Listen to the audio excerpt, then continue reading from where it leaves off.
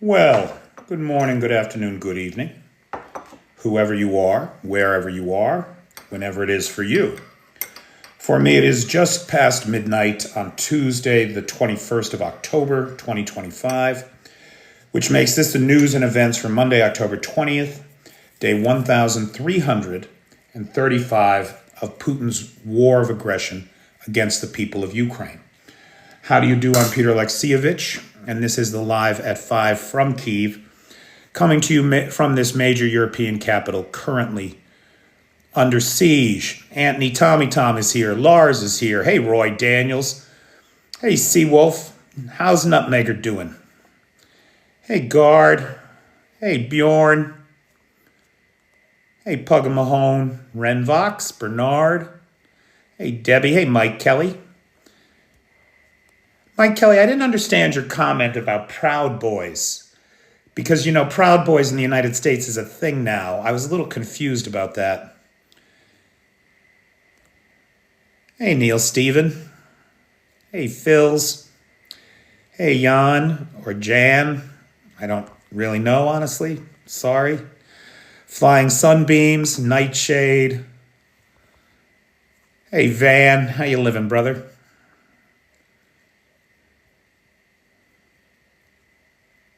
Robert Stewart Key, I haven't seen you in a while. I'm feeling a lot better, Neil Steven. Hey, Mad Mike. Mad Mike, did you see? Mike Johnson doesn't want to be Mad Mike. He doesn't want to be mad about things. Hey, Sarge. I immediately thought of you, pal, when he said that. Hey, Nicola. What's up, Ron? Mr. Wheezy in Oklahoma, where the winds come sweeping down the plain. Oh, right. You're right, Scorpio. They did. They absolutely did become... Ugh. So mad about that. I feel a lot better, Chef Deb. Thanks. Got it, Mike. Yep, you're right. Makes me mad. Makes me mad, Petey. Jan. Thanks, Guard. All right. Hey, Marius. Hey, Sammy. Super user. Boy, it is getting hard to keep up with all you guys. I'm deeply appreciative, I'll tell you. Lilith Imperia. Wait, that's not Lilith that I know, is it? I know a Lilith in Pennsylvania, who's a friend of my friend Travis. Everybody here knows Travis. Trump's secret police, they're not so fucking secret, are they? Hey, Carl. So, hey, Feisty. All right, Feisty's here, so let's begin. So first thing, just before we get started, let me show you this. So Dragon stopped by last night, and now look, I don't really know what this is, right? But according to Dragon, this is part of the casing. I mean, this is a heavy piece of equipment right here. This is looks to me like stainless steel. And it's part of the casing of a Russian missile that was shot down somewhere in the east. I only know it was about 100 miles from here.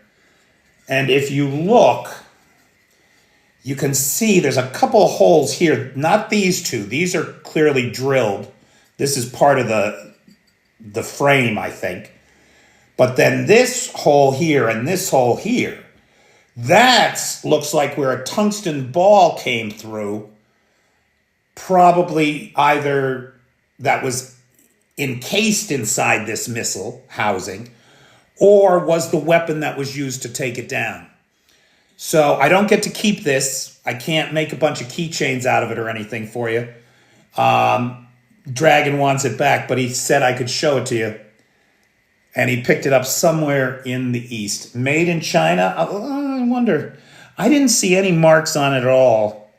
But we have some good forensics recently that indicate that about 80% of the components, the electronic components, not the steel work like this. This is probably Russian steel work. But 80% of the electronic components in Russia's missiles and drones today come from China. Now, that is quite a relief, right? Because 3 years ago, of course, 80% of the electronic components came from Western countries. And that is no longer the case. Now, that recent forensic study that indicated that 80% of the electronic components came from China, oh, I feel pretty. Also indicated they found something like 15,000 separate parts from U.S. and Western countries. 15,000 parts. So as much as 20% of the rest of the electronics and chipsets and control mechanisms, guidance systems, NVIDIA, are Western produced. Now look, I don't think that NVIDIA is intentionally selling this shit to the Russians. I don't. We know what the Russians are doing.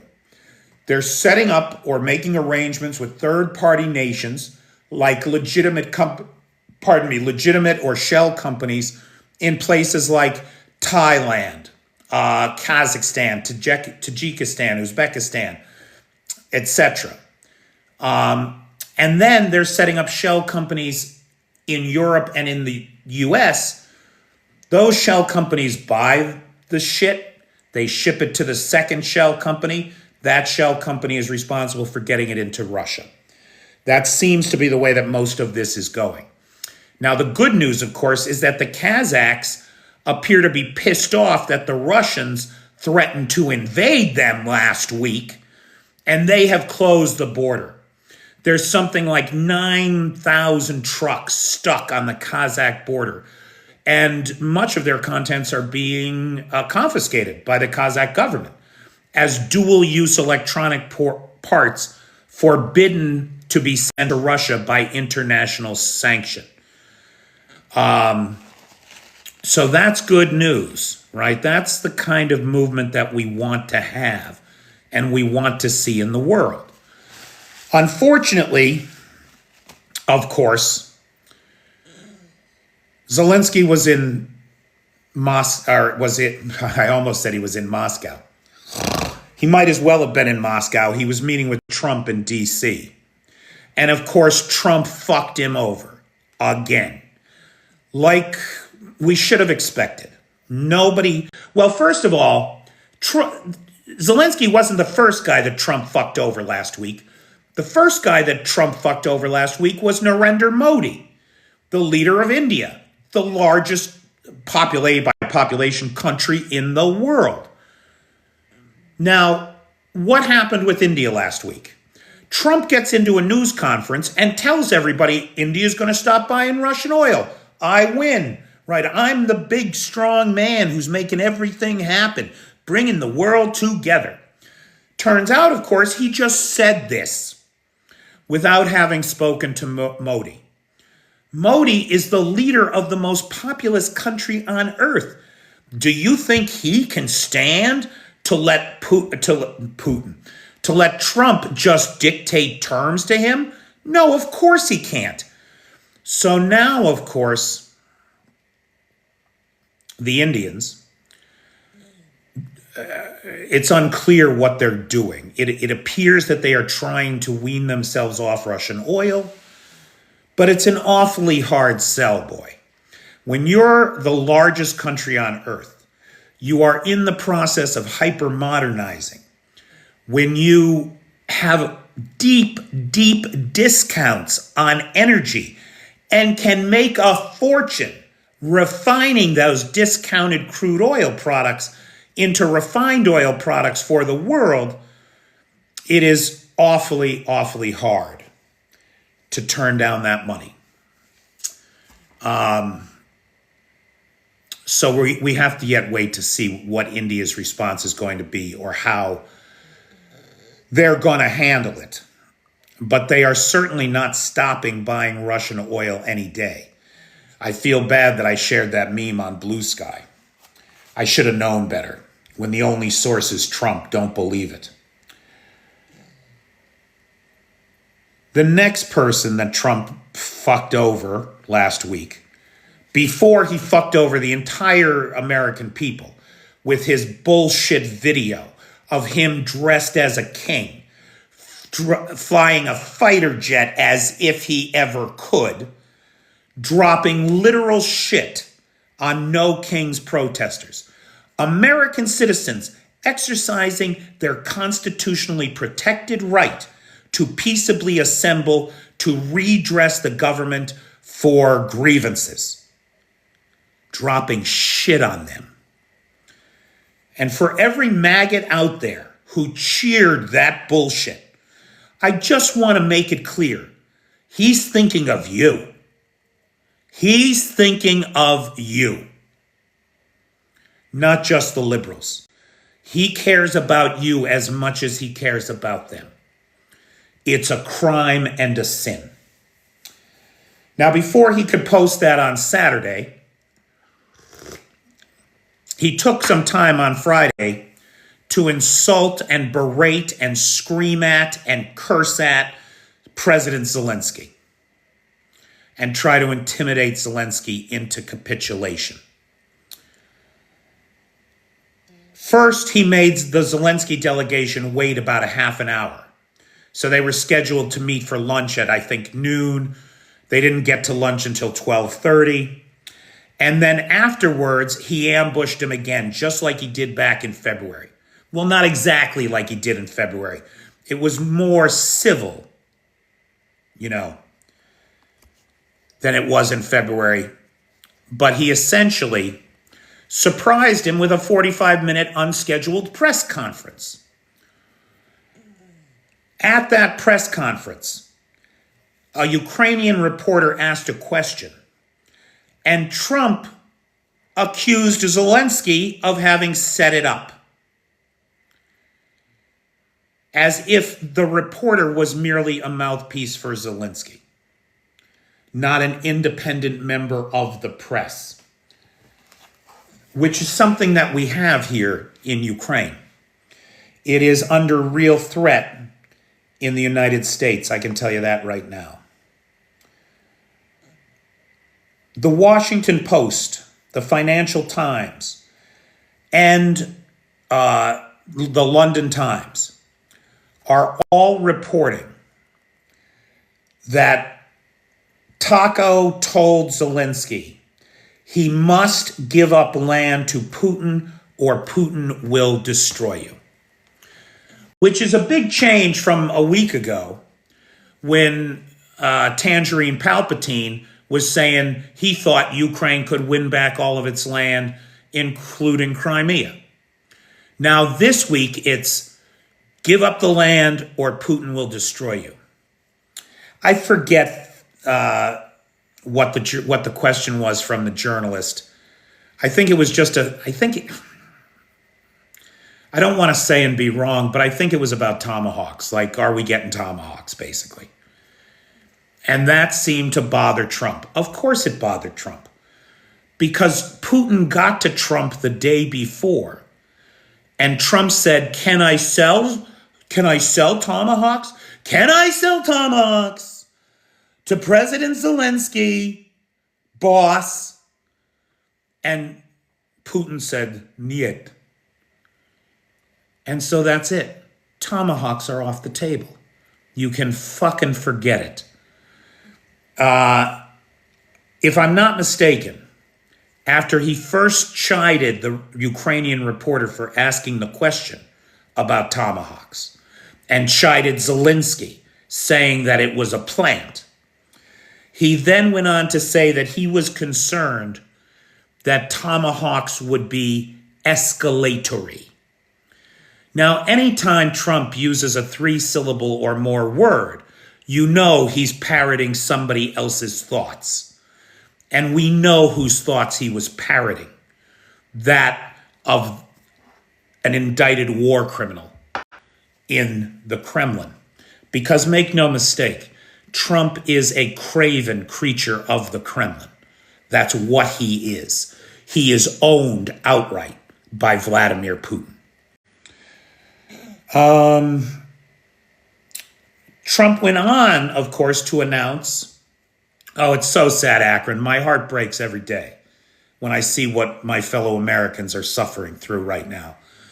And it also weeps that the evil is being perpetrated by my fellow Americans who seem to have abandoned everything that we are supposed to stand for. It is obscene. So he then went on to announce this meeting with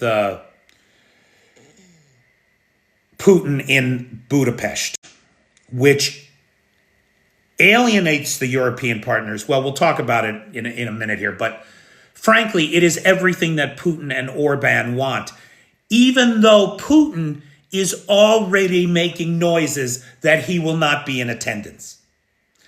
Trump is such a sucker after the unbelievable failures, the insults of the Alaska summit. He bought into it again. He was going to go again. And now already Putin's people are making noise that Putin can't go to Budapest because of a plot by the British to assassinate him. There is apparently a British plot to assassinate Vladimir Putin in Budapest.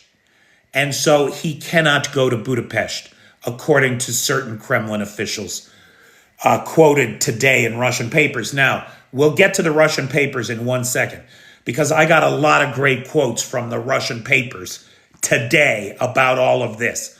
Believe me, the Russians are flying high on this news. They love it. They love it. And they are eating it up. So the Russian papers are loving it. They are delighted by another high-level U.S.-Russian summit, especially one taking place in Europe without the Europeans. They are loving it. Despite the 5,000-kilometer route from Moscow to avoid all the airspace closed to them. Moskovy Komsmolensk said that in the Ukraine-Russia tug-of-war for Trump, Russia is again winning. This is how they see this. A tug-of-war for control of the United States. A tug-of-war for the support of Vladimir Putin or Zelensky. Komsolskaya Pravda wrote, "We look forward to the summit in Budapest, but have no illusion. Personally, I see no grounds," the commentator wrote, "for a ceasefire. But seeing what's happening in Pokrovsk, Konstantinivka, and Kupiansk, I have cautious optimism that Russia's negotiating position will be strengthened." Now, I want to point out that Pokrovsk, Konstantinivka, and Kupiansk, there is intense fighting going on there. Intense fighting. But it is certainly unclear that the Russians are advancing. That's not happening, except in Kupiansk. The Russians have advanced toward Kupiansk somewhat. Now, hang on just a second. Wait, before we go on with the Russian papers and their response to all of this, I want to ask everybody for a favor, because I've been doing a little something on the side, and I would like you to do it too. There's all these Russian propagandists who have FSB VPN exceptions and are paid to go online, go to YouTube, and do walking tours of St. Petersburg and Moscow and Russia and talk about how great life is in the shithole terror regime. I don't think they should be allowed to. I think that they should get pushback for their fucking lies every single day. And Mariupol, Sergei, good point. There's a bunch of kids in Mariupol doing this Russian propaganda nonsense. So over the weekend, I spent several hours of my weekend, I confess, with a guy called Igor in Russia and another guy whose name escapes me. And all I did the whole time was say, hey, if you want Ukrainian blood on your hands, send this guy a super thanks. Buy this guy a coffee if you support Ukrainian genocide. Why should these lying, thieving, murdering, rapist sons of bitches get a pass to walk around talking about culture in a land where an 18-year-old girl is in jail for 13 days because she sang a song in the square of St. Petersburg? So this was last week. Somebody asked about this on the live, and I didn't know about it at the time. But in the aftermath, I found out this young street performer sang a protest song. She was immediately arrested. She is in jail for 13 days minimal, and she is facing charges that will put her in jail anywhere from 8 to 14 years. She's staring down the barrel of 14 years of hard labor because she sang a fucking song. Now, in a nightmare hellhole like that, in a North Korean-style repressive regime, why should those propagandists get off, oh, here we are at the bakery. Oh, look at all the wonderful baked goods we have. Oh, there's no gas shortage in Moscow. Look, we're paying 80 cents a liter. Ha, ha, ha. Fuck that. If you have a little time, I want to encourage you to go on Igor in Russia's lies and ask him, how does he feel about his taxes funding Ukrainian genocide? If there's freedom of speech in Russia, Igor, tell us how you feel. Give them hell. Don't let them line their pockets with money from fucking useless idiots in the West who buy into these Russian lies. I want to start a campaign to have people on every one of these fucking Russian PR propagandist lying sacks of shit bullshit tours of Petersburg, Moscow, and Mariupol, and face the reality of the evil that they are doing in the world. Please join me. Please join me. Oh, a lot of that nonsense, Courtney Davis. Right. Oh, we're talking about culture here. Why are you bringing up politics? Why am I bringing up politics? You're talking about culture? Do you know what the culture is that you're supporting right now? It's a culture of murder, rape, and theft. It's a culture that stole 22,000 Ukrainian children and sold them to the worst people in the world.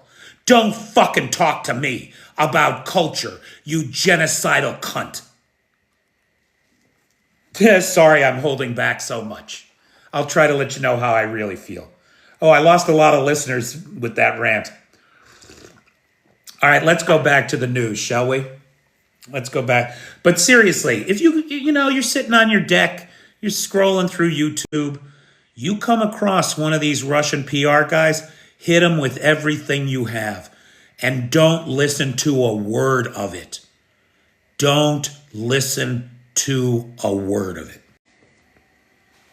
The air raid siren's going off. On the subject of the Russians, you think they heard me? Okay. Now, Moskovsky Komsomolets takes issue with Trump saying, and he actually said, thank you, Scully. Thank you very much. No, really, it shouldn't be allowed. It should not be allowed.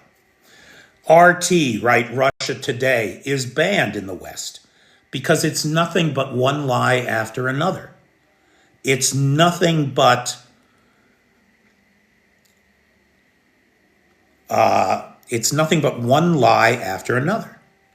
Shouldn't be allowed. So why should these Russian propagandists get to walk around free, lining their pockets with donated euros and dollars from useful idiots in the West who do not understand what they are doing or what they are funding, what they are supporting?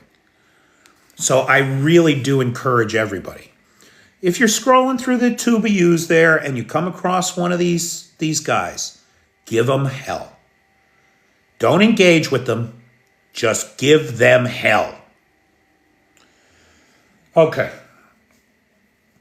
So Trump said, and the Russian papers are taking issue with it, let both Russia and Ukraine claim victory and walk away from the front, keeping their gains, right?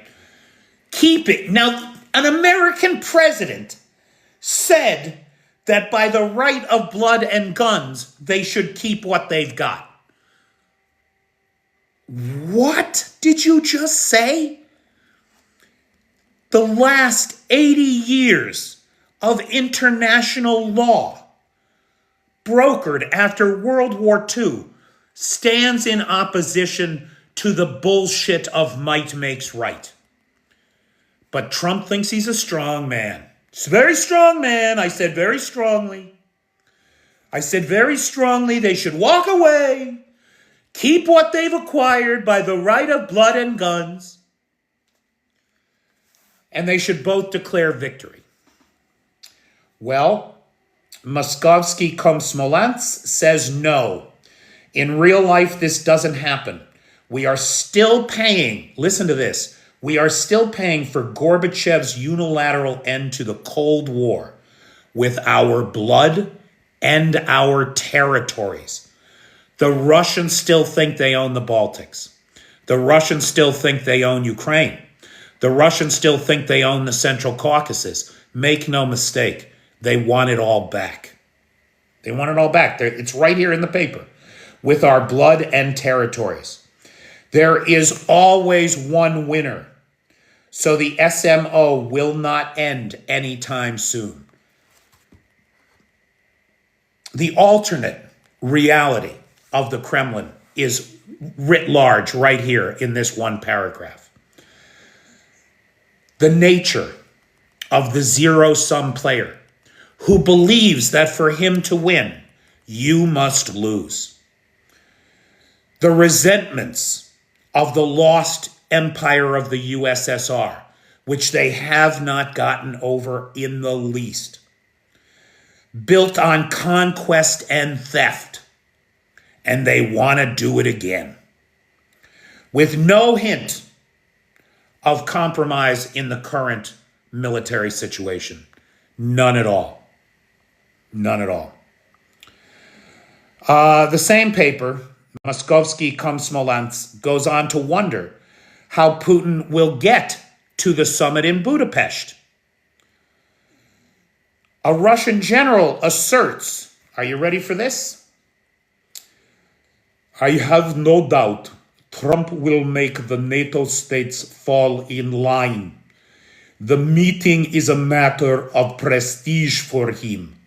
Therefore, European states will click their heels for him and stand to attention.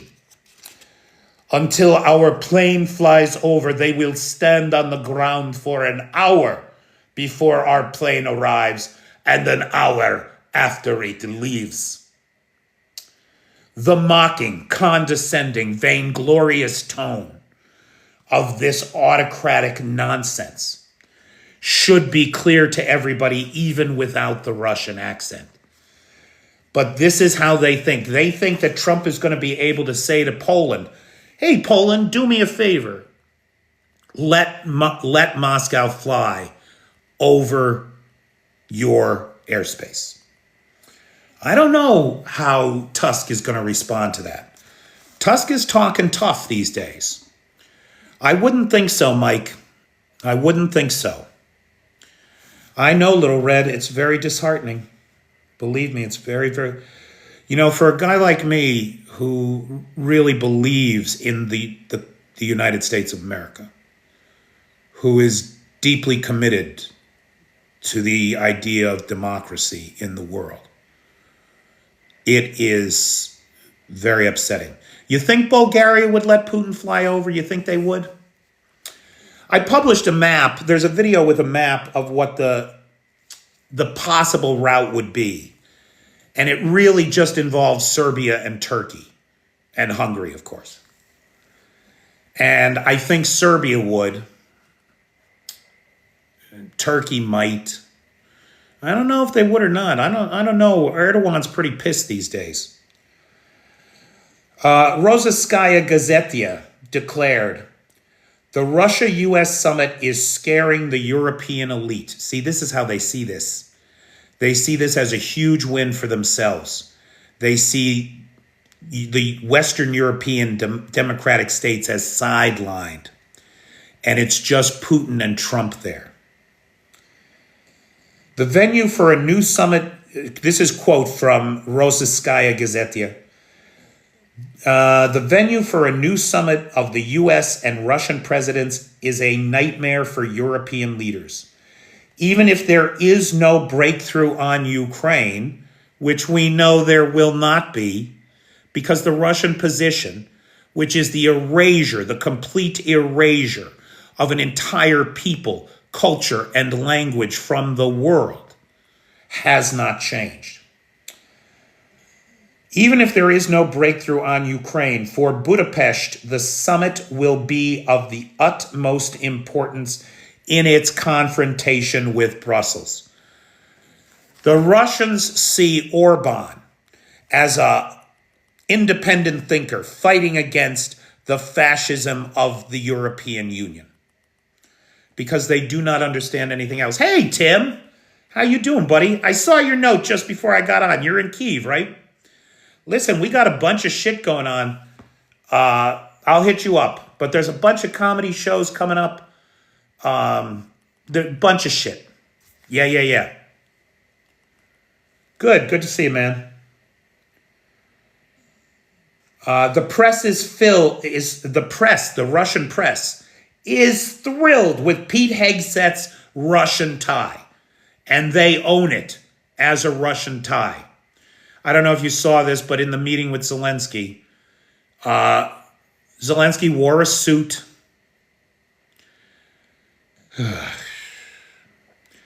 Which Trump commented was very stylish. But we had another wardrobe malfunction with goddamn Pete Kegsbreath, where the self-styled Secretary of War, wearing a tie that was clearly a Russian flag. Now, you can say it was red, white, and blue like the U.S. colors, whatever. The point is, either it was an open insult to Zelensky, or it shows a callous disregard for any kind of, diplomatic sensibilities. I mean, really, it's ridiculous. What can we take from all of this? Well, none of us are surprised because Trump is a piece of shit who fucks everybody over all the time. So, given that, this outcome was completely predictable. And Michael Weiss from Insider Magazine said it best. Ukraine should act as if you are on your own and take any evidence to the contrary as a pleasant surprise. That is probably about the best that we are going to be able to do for the near term. Hey, everybody, there's Arna. Arna is our sponsor tonight. Everybody thank Arna. I don't have any sponsors the rest of the week. If anybody could sponsor a live, that would be a big help to me. Thank you. Now, in other news, in terms of the oil campaign, or that is the campaign against, what does Juzzy call it? I don't know if you guys follow Juzzy from Ukraine News TV. He calls it the Ukrainian branch of Just Stop Oil. The Ukrainian branch of Just Stop Oil. So over the weekend, the campaign against oil infrastructure continued with a strike on the Kubashets refinery in Samara. That's like 1,000 kilometers southeast of Moscow, way the hell out there, right by Engels Air Force Base. And Ukraine also hit the Orenburg gas processing facility, which is, if I'm not mistaken, it's the world's largest gas processing facility, processing 45 billion cubic meters, 45 billion with a B, cubic meters of natural gas a year. Now, what is a condensate plant? What is this? When natural gas comes up from under the ground, it's not all methane. It's got butane in it. It's got ethane in it. It's got other gases in it that are in a liquid state and remain in a liquid state when they come to 1 atmospheric pressure.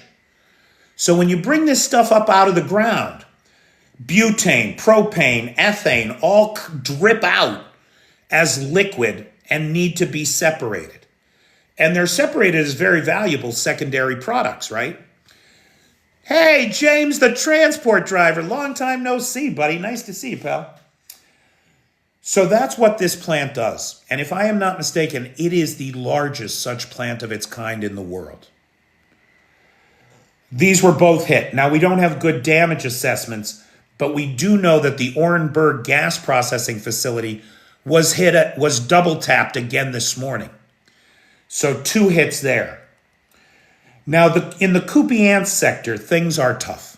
Things are real tough. The Russians have thrown everything that they've got in the area into trying to take Kupiansk.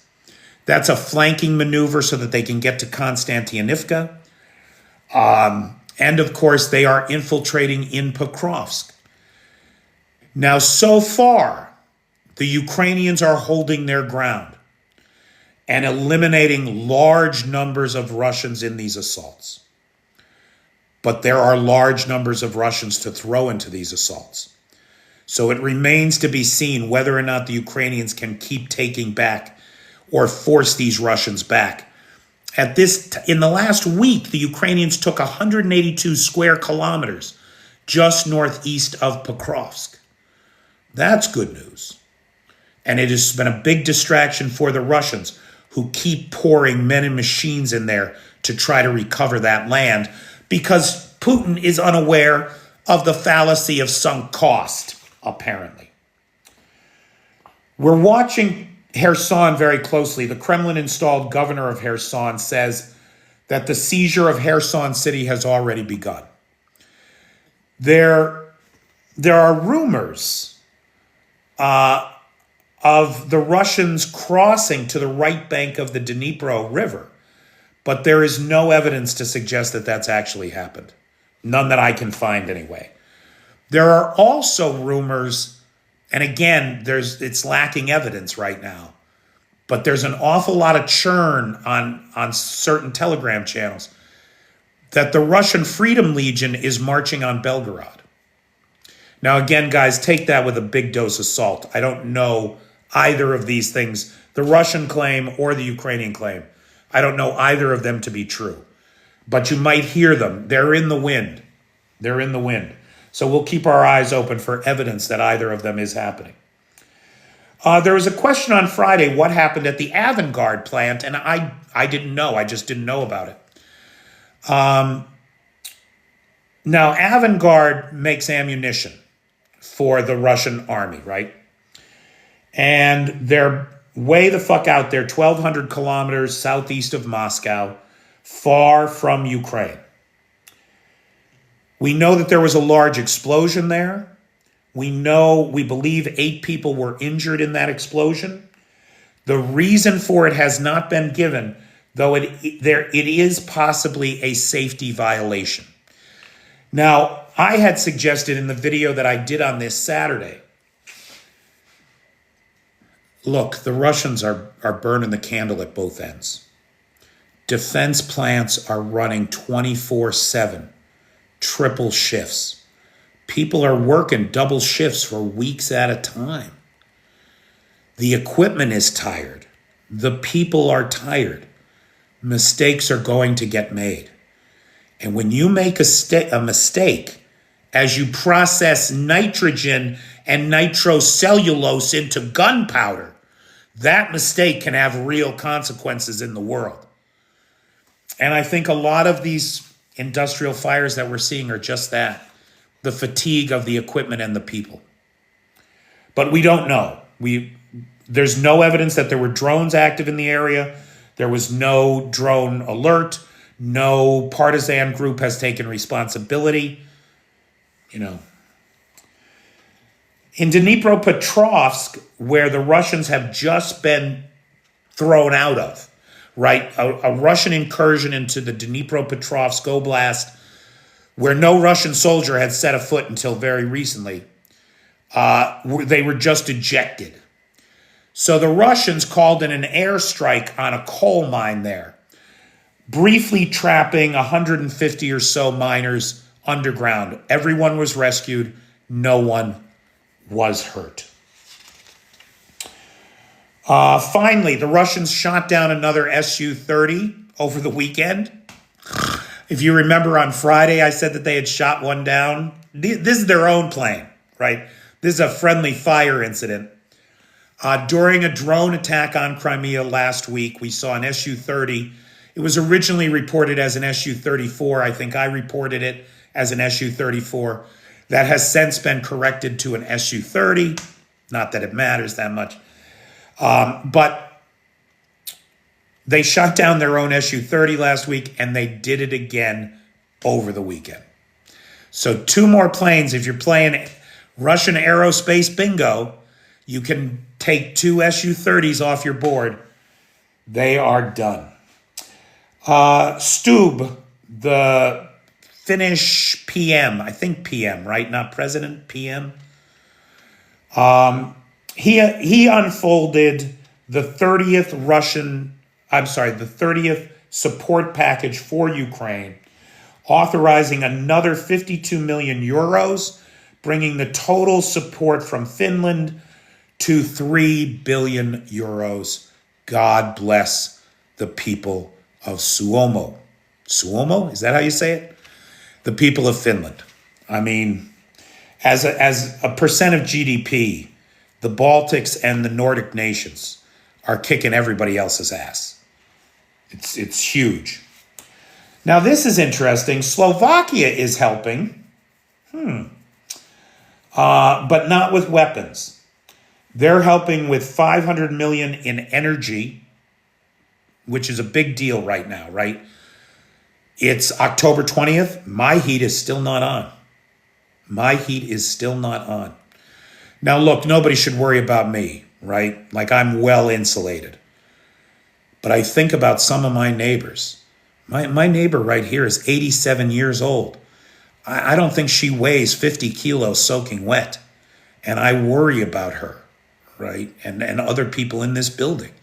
These older folks, it's going to be in the 40s tonight. I'm feeling a lot better, Twisted Sister. So Slovakia is coming through with 500 million euros in energy equipment to help keep us stabilized, maybe get the heat on, and 300 million euros in support for schools, equipment for schools. Okay, now,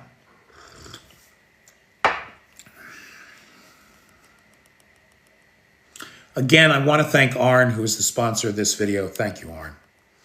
I don't have any other sponsors this week. If you want to sponsor live, the PayPal's in the description. Help me out. Thanks. Big thanks to Lars, who has the Discord server, Nightshade, who has the Peter's Peeps group on the Book of Faces, and, of course, the moderator team, best moderators on the Tickety Talk. We got Maddie, Feisty, Jay, Travis, and Pete. Thank you all.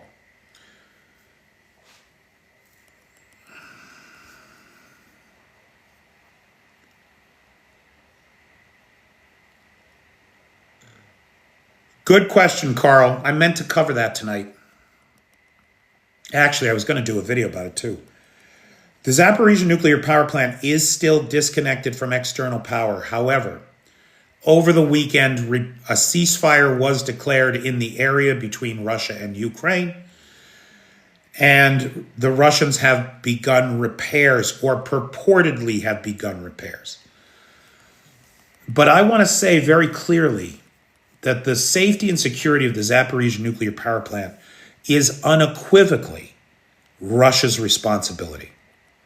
Their failure to manage that safety and security is nuclear blackmail. It's intentional. It's not an accident. I don't believe. I don't believe it for a second. And regardless, whether it's an accident or not, it's their responsibility. If we do see another Chernobyl-style meltdown,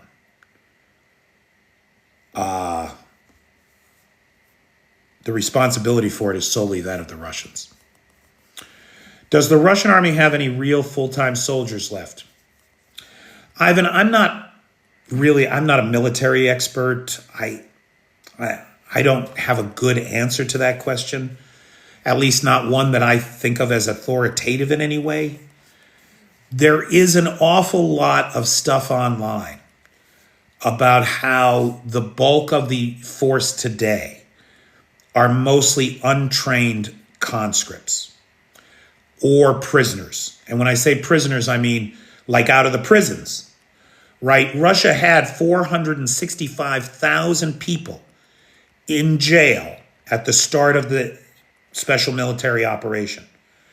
They now have less than 250,000. Where did those 200,000 men go? 215,000 men? They went to Ukraine.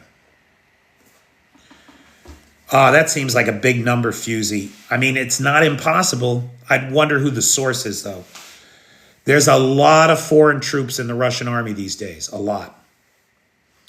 Woohoo! Rostov under heavy UAV attack. Go get them, boys. Courtney, you hear different things, and it's impossible to verify. We hear that some Russian units, get 8 weeks of good training, almost comparable to a NATO training program. But then you hear conscripts may not get any training at all. Not conscripts, pardon me, convicts. So there's a case of a convict who signed a contract, an SMO contract, I want to say on July 2nd in Rostov, because there's a big prison right outside of Rostov there, on July 2nd, and was killed in Ukraine on July 8th. What kind of training did he get? No, I think they're promising them like $2,000 a month these days.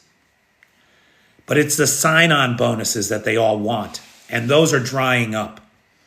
So the sign-on bonus, until recently, was averaging about 3 million rubles, which I want to say is about $30,000, a little bit more.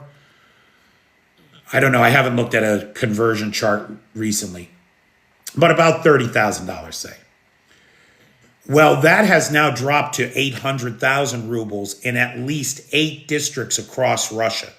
So we just saw on Friday a big drop in the sign-on bonuses across most of Russia. The only place where it's still really high is inside Moscow, where it's 6 million rubles, about 73,000. Did you see Russian soldiers handcuffed to trees? Nana Pam, that kind of corporal punishment for cowardice, desertion, or refusal to fight is extremely common in the Russian army. And I don't post videos of it because it's torture, right? They tie them to trees, they beat them with sticks, they hook up electrical, what are those called?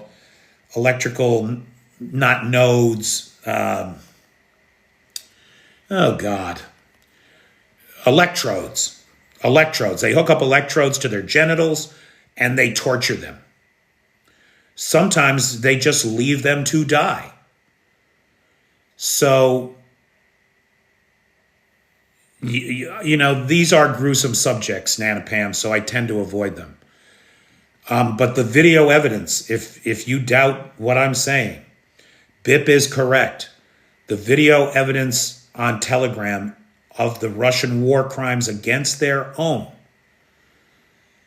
is gruesome, absolutely gruesome. That's what they do to their own, Courtney. Can you imagine what they do to Ukrainians in captivity? These poor bastards.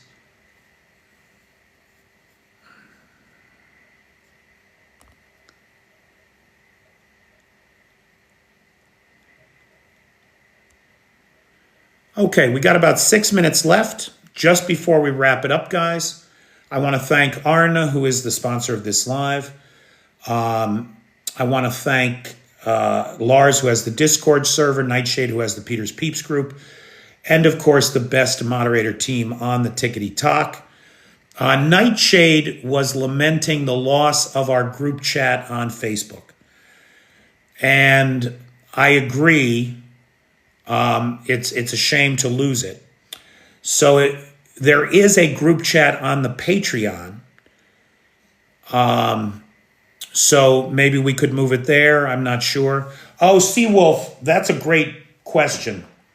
Hold on, wait, I have some notes on this. So the question about Russian rails, guys, I want to get ahead of this because there's misinformation out there.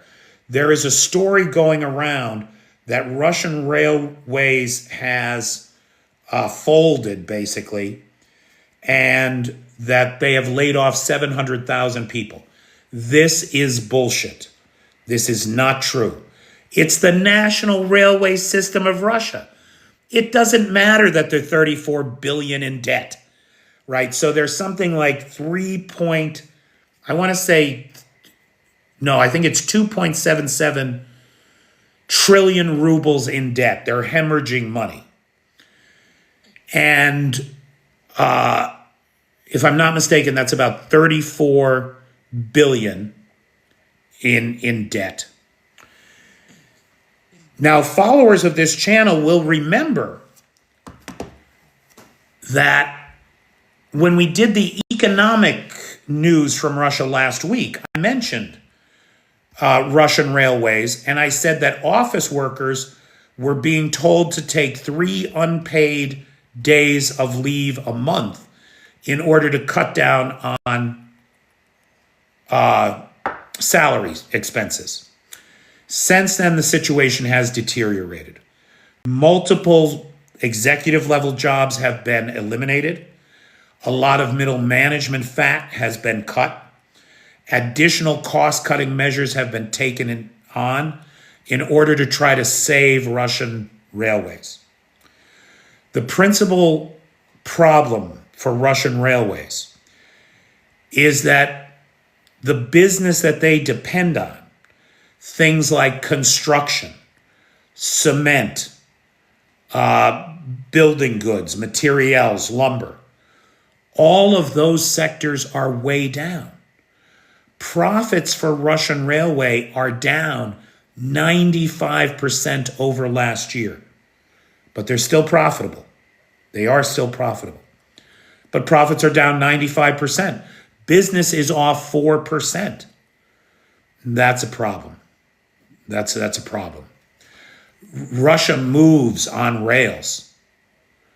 Russia's got over 55,000 miles, not kilometers, miles, of electrified railway alone.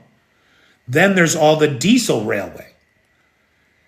So it's just, in my estimation, it's another indication of the flagging Russian economy, which is being so badly mismanaged by the Kremlin. Great questions, Seawolf.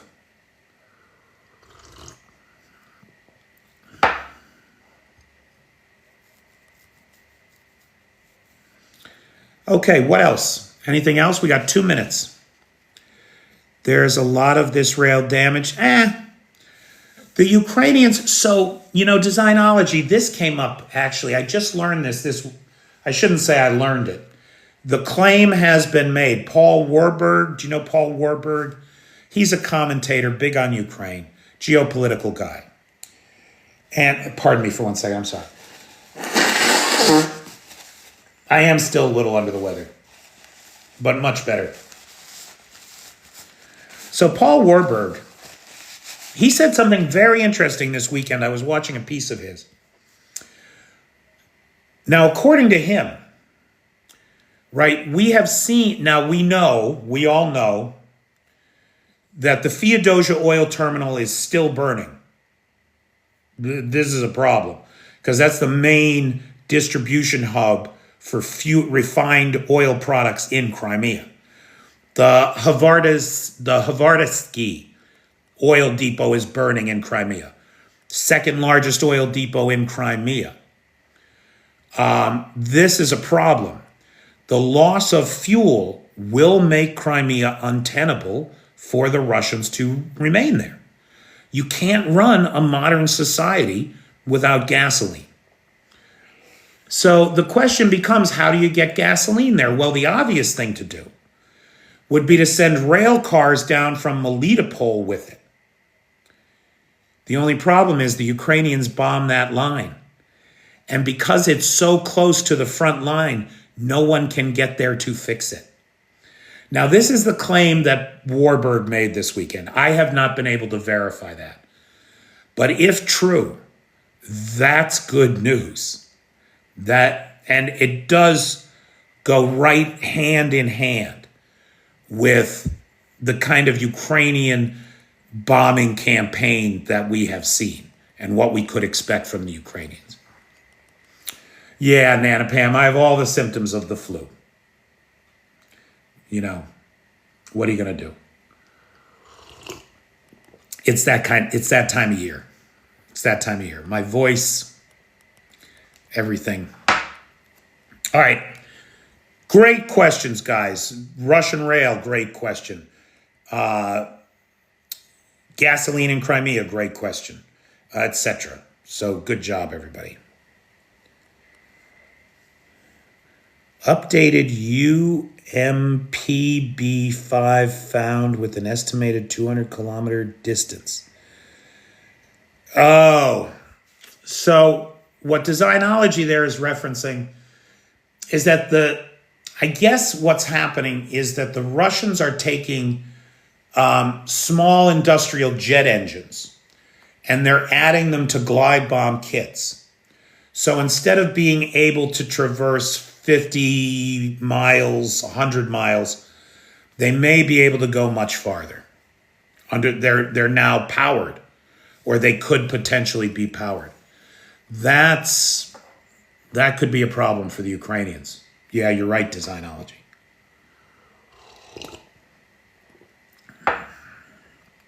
Okay. So, ladies and gentlemen, friends, Romans, countrymen, Renvox, that's a great question. I don't have a good answer to. I would tend to think so. I would tend to think they are. And I don't know what the future looks like without American weapons in Ukraine. But we're going to find out. Because Trump isn't giving them anything. Trump's not giving them anything. Good night, Chrissy. Good for you, Anthony, Tommy, Tom. I'm sure that'll be a game changer. No, Russia hasn't taken Pokrovsk. Okay, big thanks to Arna, who is the sponsor of tonight's live. If anybody wants to sponsor a live, I have no live sponsors the rest of the week. Big thanks to Lars, who has the Discord server, Nightshade, who has the Peter's Peeps group on the Book of Faces, and of course to the best moderator team on the Tickety Talk. All right, kids, make it a great day. Good night and have a pleasant tomorrow.